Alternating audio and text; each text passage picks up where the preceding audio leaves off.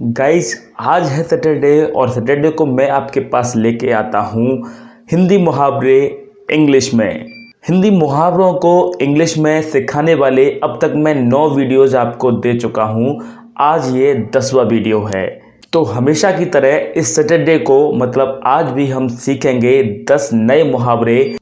तो फिर देर किस बात की, वीडियो को बिल्कुल लास्ट तक देखते रहिए और वो 10 मुहावरे अभी सीख लीजिए।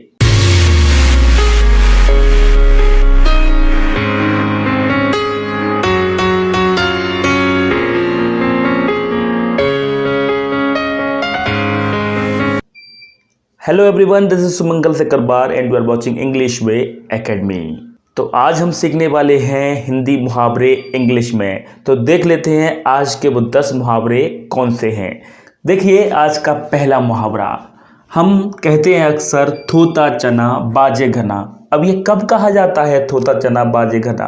जिसमें कोई कमी होती है, जिसमें नॉलेज की कमी होती है, इसमें कम ज्ञान होता है, वही व्यक्ति ज़्यादा बकबक करता है, वही ज़्यादा बोलता है।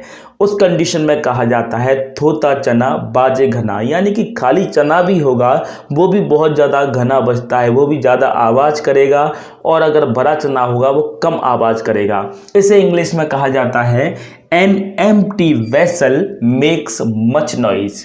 इंग्लिश में कहा जाता है An empty vessel makes much noise, मतलब एक खाली बर्तन बहुत ज़्यादा शोर करता है। यहाँ भी सेंस बिल्कुल उसी की तरह से हो गया, थोता चना बाजे घना, यानी कि खाली चना बहुत ज़्यादा घना बजता है, यानी कि आवाज़ ज़्यादा करता है। ठीक उसी तरह से An empty vessel makes much noise, मतलब एक खाली बर्तन ज़्यादा आवाज़ करता है। लेकिन बात ना तो यहाँ पर बर्तन की हो रही है, ना ही चने की हो रही है। यह बात हो रही है अल्पज्ञानी की। यहाँ बात हो रही है जिसके पास नॉलेज कम है और ज़्यादा बकबक करने का काम करता है, उसे कहा जाता है थोता चना बाजे घना। An empty vessel makes much noise. अब सेकंड आज का इडियम है घर की मुर्गी दाल बराबर। इस मुहावरे को भी बहुत ज़्यादा हिंदी में यूज़ किया जाता है। कब कहा जाता है इसको भी समझ लेते हैं।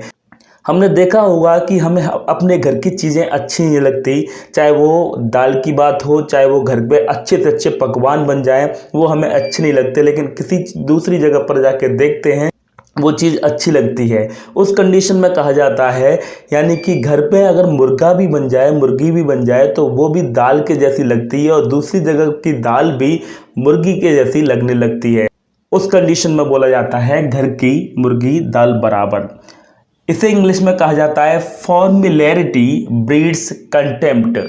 फॉर्मुलैरिटी ब्रीड्स कंटेम्प्ट, यानी कि घर की मुर्गी दाल बराबर।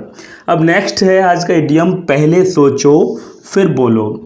हमें हमेशा पहले सोच लेना चाहिए तभी कुछ बोलना चाहिए, क्योंकि हो सकता है हमसे कुछ गलत निकल जाए।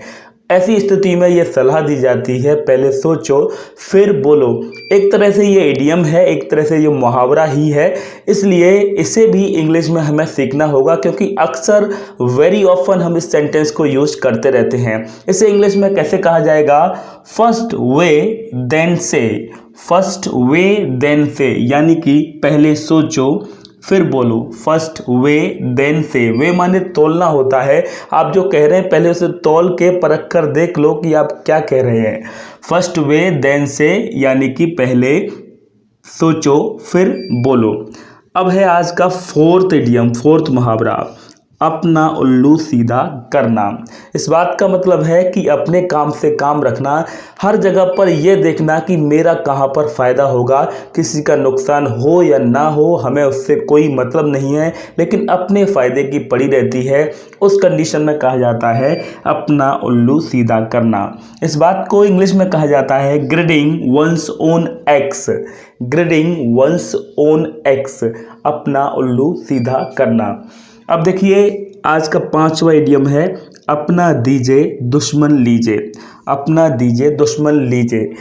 आपको ये क्लियरली समझ में आ रहा होगा कि अपनी चीज़ दे दो और दुश्मन बना लो।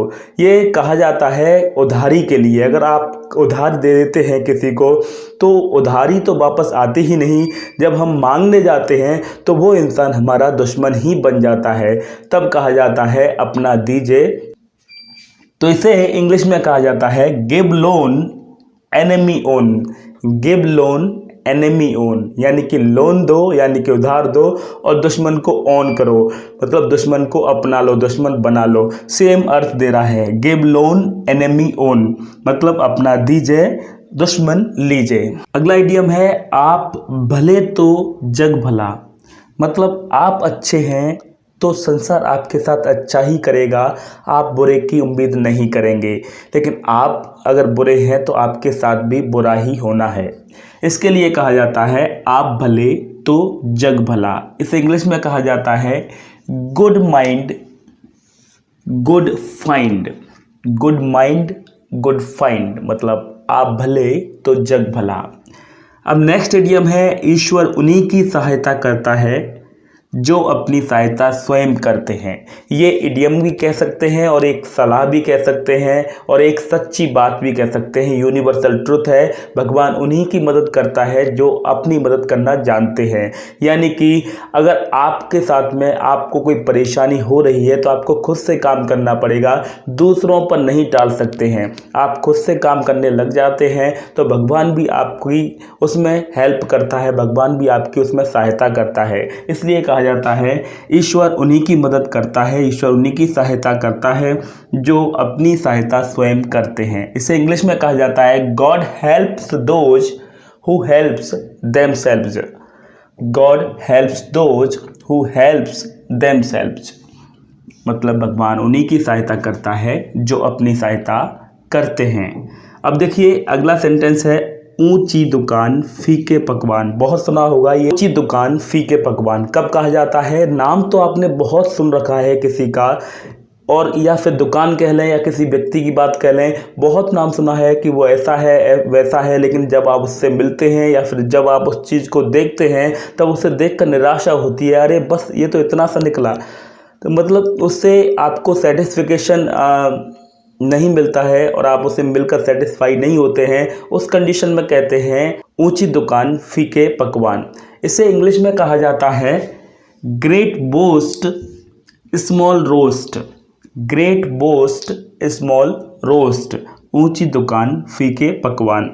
अब देखिए अगला है 9 दिन चले 2.5 कोस, 9 दिन चले 2.5 कोस मतलब बखान तो बहुत ज़्यादा कर दिया कि ऐसा कर दिया मैंने, ऐसा करूँगा, बहुत ज़्यादा शरीर में दर्द हो रहा है, मैंने इतनी मेहनत करी, इतनी मेहनत की, इतनी मेहनत की, लेकिन काम बहुत ज़्यादा कम हुआ।